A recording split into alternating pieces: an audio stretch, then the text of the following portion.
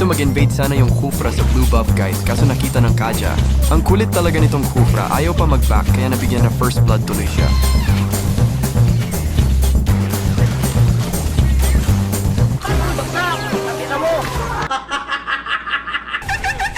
Ang lala talaga nitong Khufra pasok ng pasok kahit wala kakampi, kaya nabigyan na naman tuloy.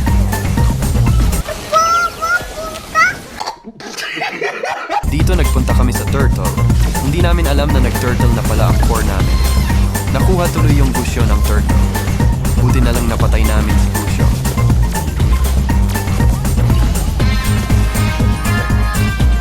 Nag-clash dito sa mid lane, buti na lang naka-double kill ako.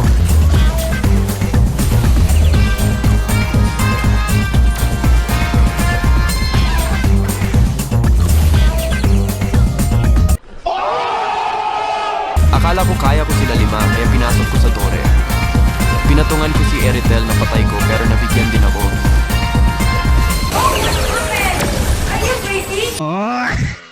Inuna ko si Zetian kasi malambot. Hinabol ako ni Eritel kaya nagtago ako sa bush tapos na-outplayed ko siya pang napatay.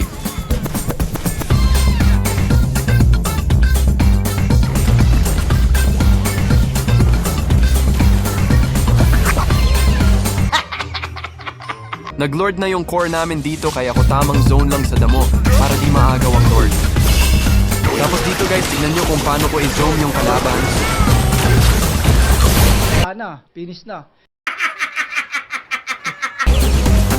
Nagpahabol ako sa mga kalaban sabay gamit sa flicker para malayo ko sila sa lord.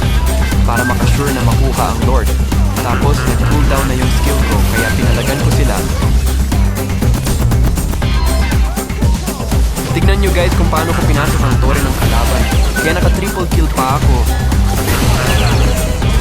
Uy, sana all! Na-wipe out ko sila kaya tinapos